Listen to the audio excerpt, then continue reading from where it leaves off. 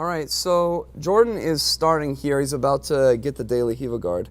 And I chose this match because it kind of highlights some of the things that we worked on in yesterday's class when we analyzed Shanji's collar drag sweep.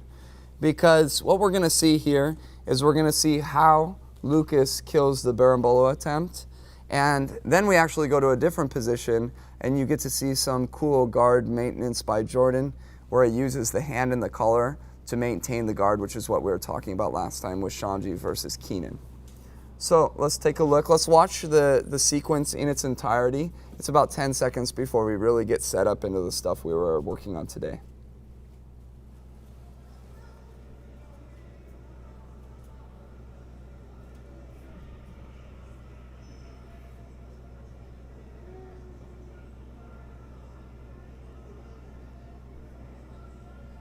Position changes, hand in the collar. Pass attempt, a good one, sits out and rolls and recovers the position.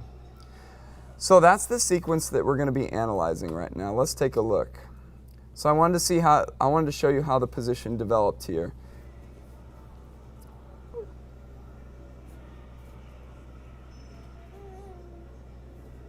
Right here.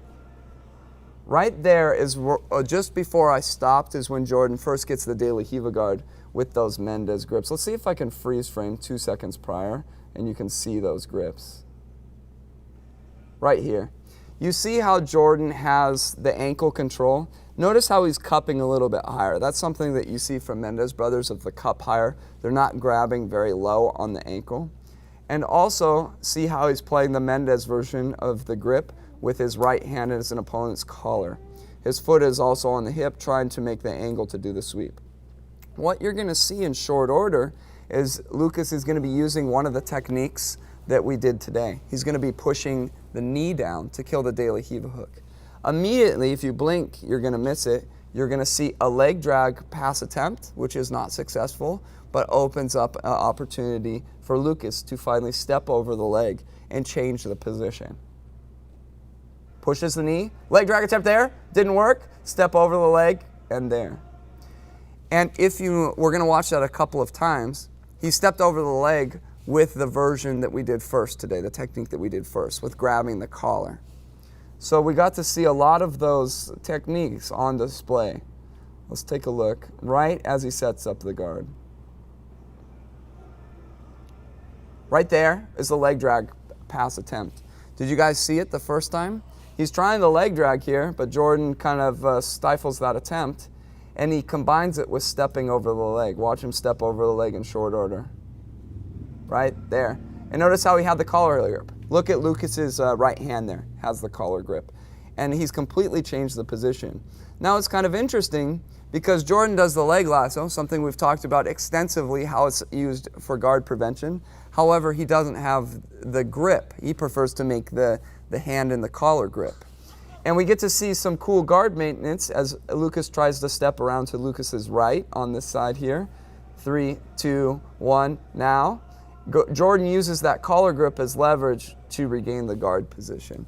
And that's going to be something that we'll need to discuss further from the collar grip. We did that the drag of the collar and had our opponent face plant yesterday. Let's take a look at that entire sequence one last time. Starting right from when he gets those grips.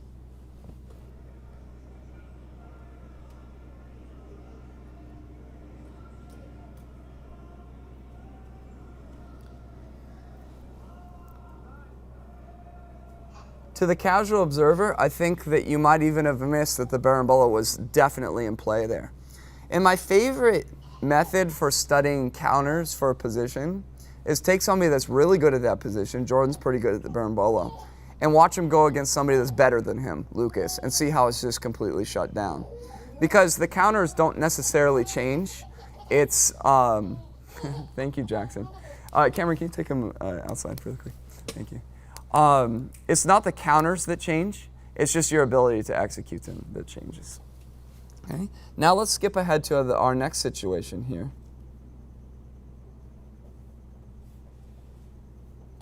And let's watch this in its entirety, because this is equally as interesting.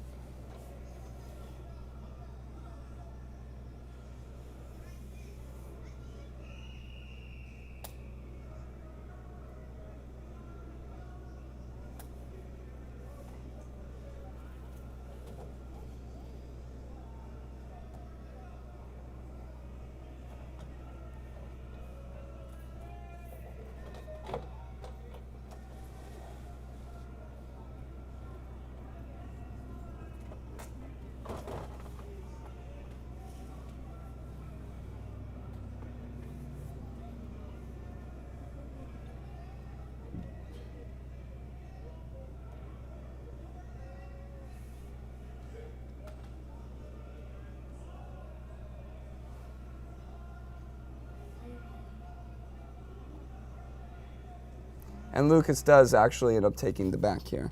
So let's take a look at this whole sequence. It's essentially 3 things at play. Number 1 is he's going to be pushing down his knee to kill the De La Riva hook. So he's essentially sitting in the De La Riva guard position, but with no De La Riva hook, with the pressure greatly reduced.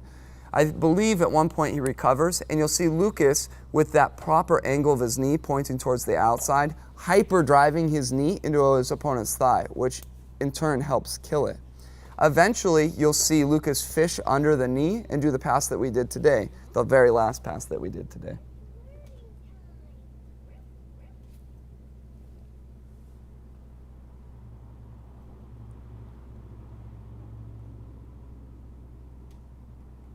So here he's already pushed the knee down with his right hand.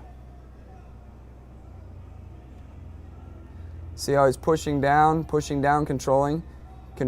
You see that? Right at the knee or the leg.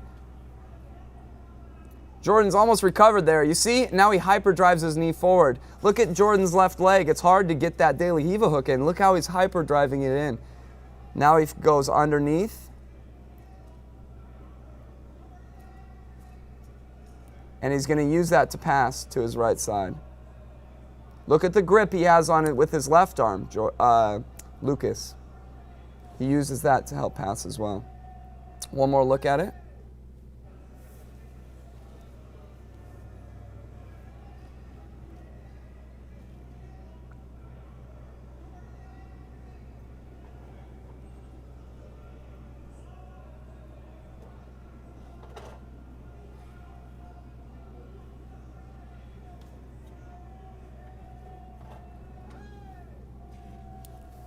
So there we go.